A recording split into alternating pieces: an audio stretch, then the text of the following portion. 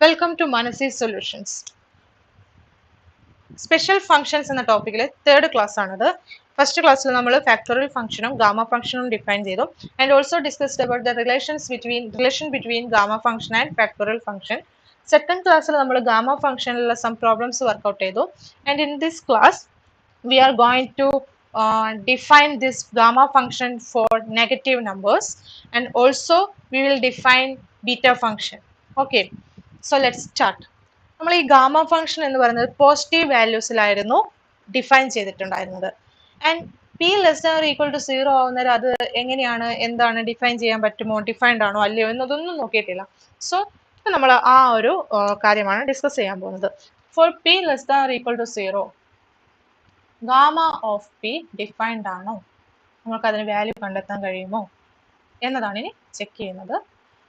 Gamma function define ചെയ്തപ്പോൾ നമ്മൾ ആ ഗാമ ഫംഗ്ഷൻ്റെ ഒരു റിക്കേഴ്സീവ് റിലേഷൻ ഓൾസോ ഡിറൈവ്ഡ് അല്ലേ.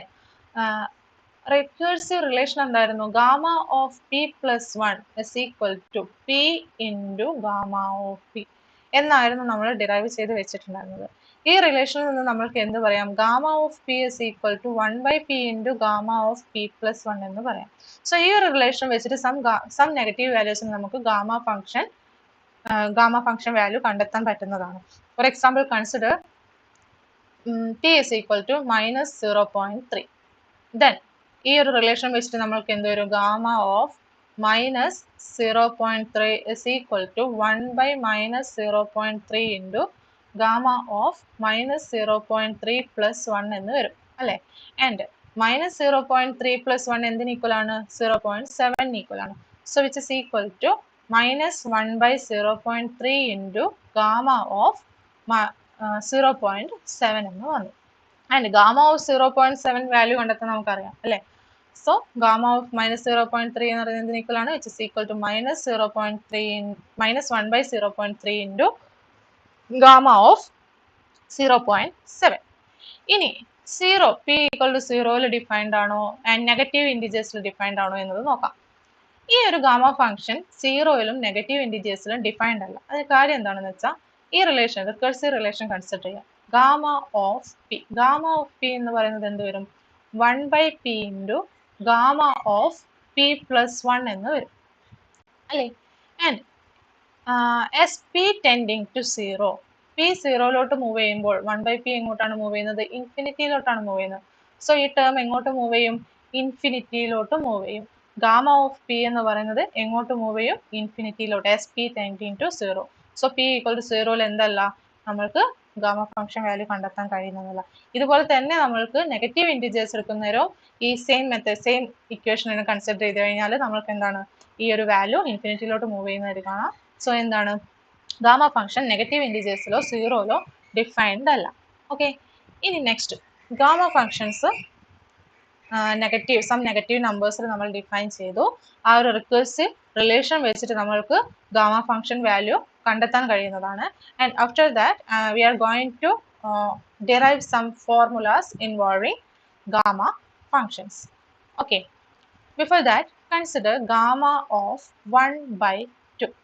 Gamma of 1/2. By the definition of gamma function, gamma of 1/2 is equal to integral 0 to infinity x raised to എന്ത് വരും?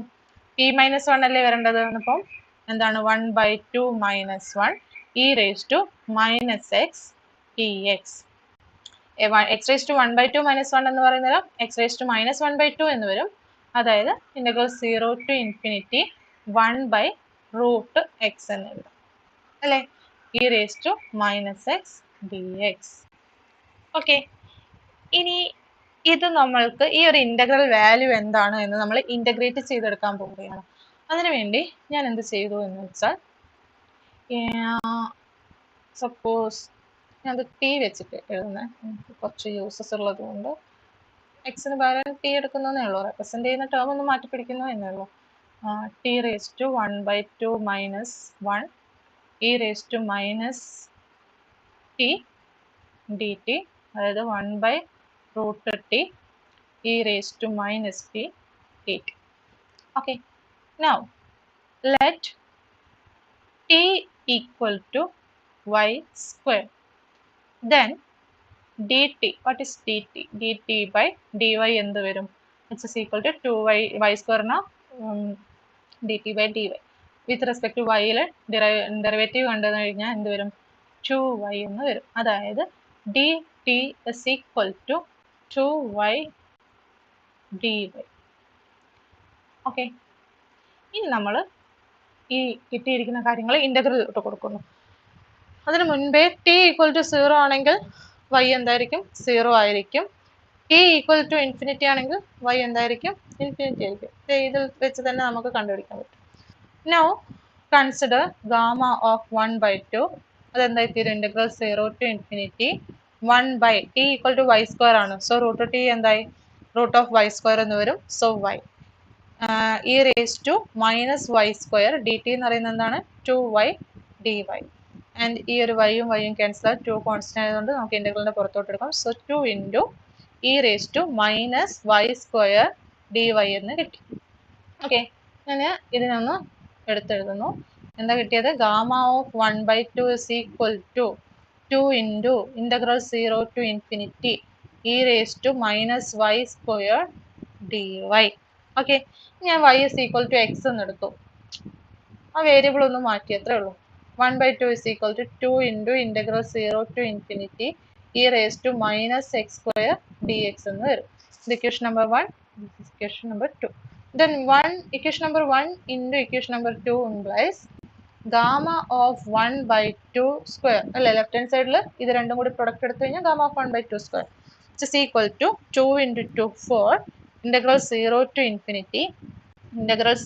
infinity e raised to minus y square into e raised to minus x square dx dy എന്ന് വരും അല്ലെ, which is equal to 4 into integral 0 to infinity e raised to minus y square plus x square dx dy എന്ന് കിട്ടി അല്ലെ. ഇനി നോക്കാം, ഇനി നമ്മൾ ഈ ഒരു ഇന്റഗ്രലിന് y എക്സ്ചേഞ്ച് ചെയ്തിട്ട് പോളാർ കോർഡിനേറ്റ്സിലോട്ട് മാറ്റണം.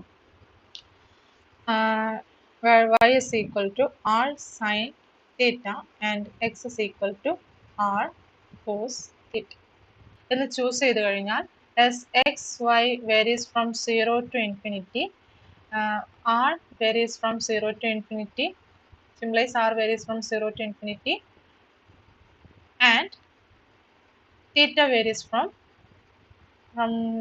0 to pi by 2, and dx dy is equal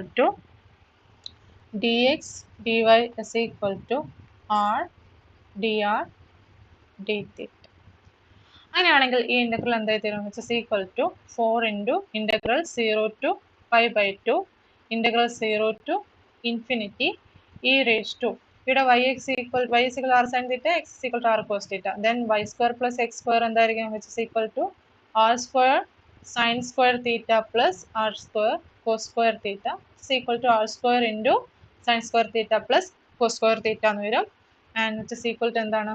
ആ ഒരു sin square theta plus cos square theta 1 ആയതുകൊണ്ട് which is equal to r square.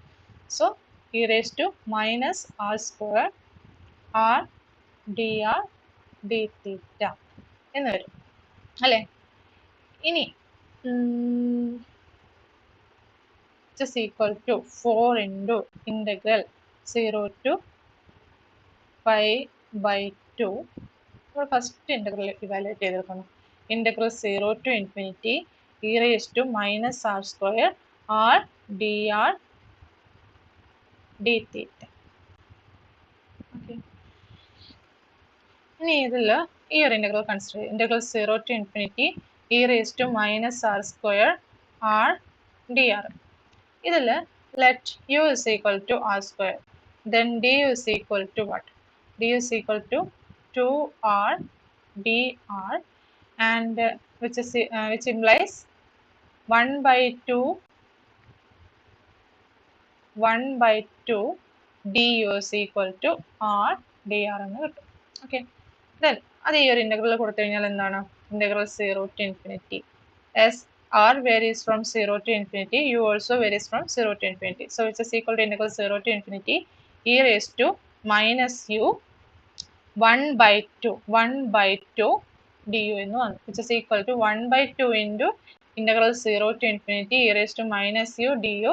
ഇതിന് ഇൻ്റഗ്രേറ്റ് ചെയ്ത് കഴിഞ്ഞാൽ നമുക്ക് എന്ത് കിട്ടും? 1/2 into e raised to minus u by minus 1 integral 0 to infinity. So which is equal to 1/2 into as u tending to infinity, minus u tends to minus infinity, and e raised to minus u tends to 0. So 0 minus e raised to 0 by minus 1, and which is equal to 1/2 into minus e raised to 0 എന്താണ്? 1 ആണ്. So minus of minus 1 1 വന്നു. So which is equal to 1/2 എന്ന് വന്നു. നമ്മൾ ആ ഒരു product 4 into integral 0 to pi by 2 integral 0 to infinity e raised to minus r squared r dr d theta equal to എന്ത് വരും? 4 into 0 to pi by 2 e raised to എന്താണ് 1/2 into 1/2 t theta എന്ന് കിട്ടിയല്ലോ. So which is equal to 1/2 constant ആയതുകൊണ്ട് പുറത്തെടുക്കാം. So 2 into integral 0 to pi by 2 d theta എന്ന് വരും, which is equal to 2 into theta. Integral d theta എന്താണ്? t theta ആണ്. 0 to pi by 2. So which is equal to 2 into pi by 2 minus 0. So pi by 2 രണ്ടും multiply ചെയ്ത് കഴിഞ്ഞാൽ pi വരും. എപ്പോഴാണ് നമുക്കിത് കിട്ടിയത്? Gamma of 1/2 whole square equal to pi എന്ന് വന്നു. അങ്ങനെയാണെങ്കിൽ ഗാമ ഓഫ് 1/2 എന്തായിരിക്കും? റൂട്ട് ഓഫ് പൈ ആയിരിക്കും. ഓക്കെ, ഗാമ ഓഫ് 1/2 എന്താണ്? Root of pi. ഇതാണ് ഒരു ഗാമ ഫംഗ്ഷൻ ഒരു പ്രോപ്പർട്ടി എന്ന് പറയുന്നത്, ഒരു formula. Gamma of 1/2 equal to root pi. ഇതിൽ നമുക്ക് സം അതർ പോസിറ്റീവ് വാല്യൂസിന്റെ നമ്പേഴ്സിന്റെ ഗാമ ഫംഗ്ഷൻ കൂടി ഡെറൈവ് ചെയ്തെടുക്കാൻ പറ്റും. For example consider 3/2. Gamma of 3/2 എന്താണ്? നമ്മൾക്ക് ഗാമ ഓഫ് പി പ്ലസ് 1 എന്ന് പറയുന്നത് P into gamma of P ആണ്.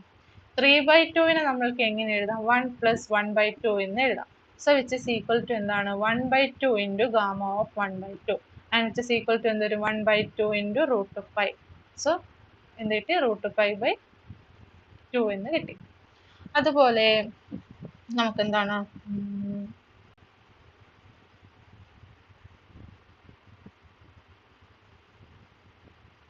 ഗാമ ഓഫ് -1/2 എന്താണെന്ന് നോക്കാം.